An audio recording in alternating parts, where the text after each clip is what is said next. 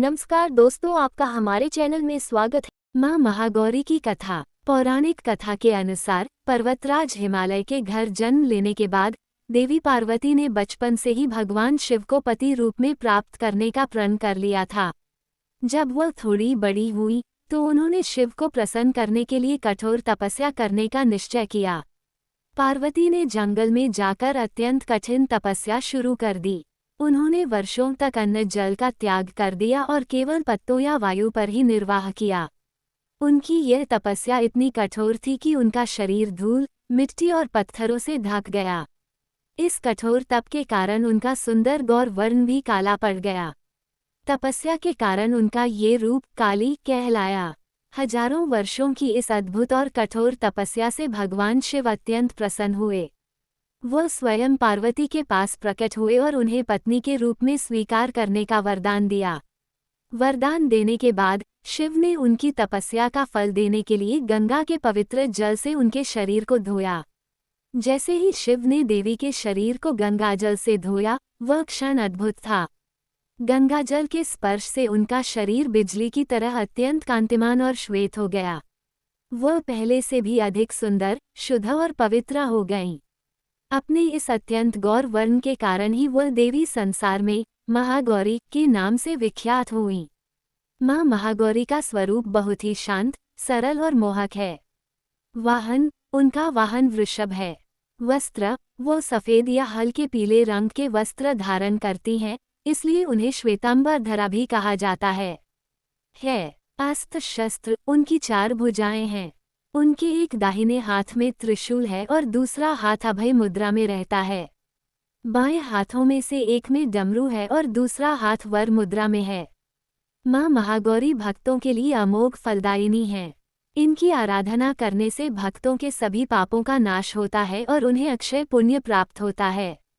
माँ महागौरी भक्तों को सुख, शांति, समृद्धि और ज्ञान प्रदान करती हैं तथा सभी प्रकार के भय से मुक्ति दिलाती हैं।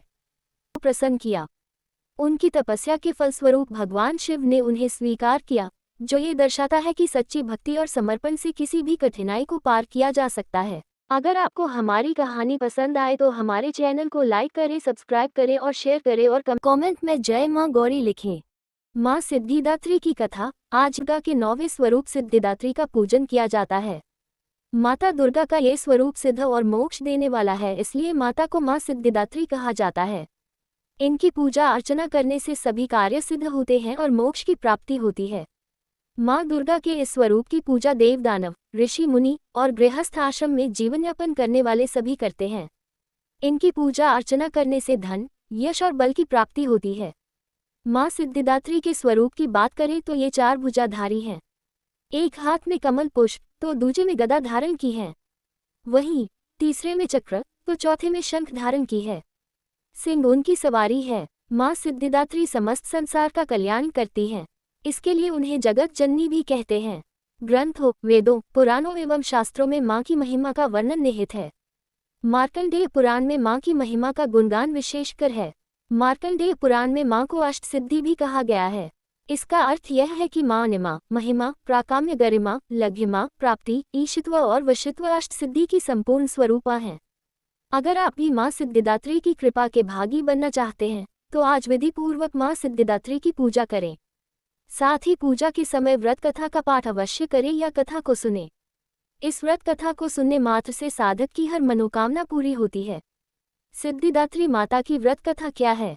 आइए सबसे पहले सुनते हैं माँ सिद्धिदात्री की व्रत कथा। पौराणिक कथा के अनुसार भगवान शिव ने माँ सिद्धिदात्री की कठोर तपस्या कर 8 सिद्धियों को प्राप्त किया था।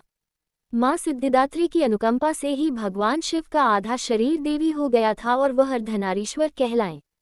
माँ दुर्गा के 9 रूपों में ये रूप अत्यंत ही शक्तिशाली रूप है। कहा जाता है कि माँ दुर्गा का ये रूप सभी देवी देवताओं के तेज से प्रकट हुआ है।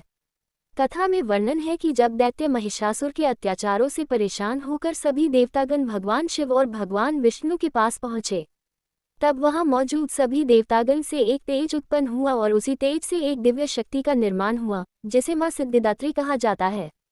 आप सभी को कन्या पूजन की हार्दिक शुभकामनाएं। अगर आपको हमारी कहानी पसंद आए तो हमारे चैनल को लाइक करें, सब्सक्राइब करें और शेयर करें और कमेंट में जय माँ सिद्धिदात्री जी की जरूर लिखें।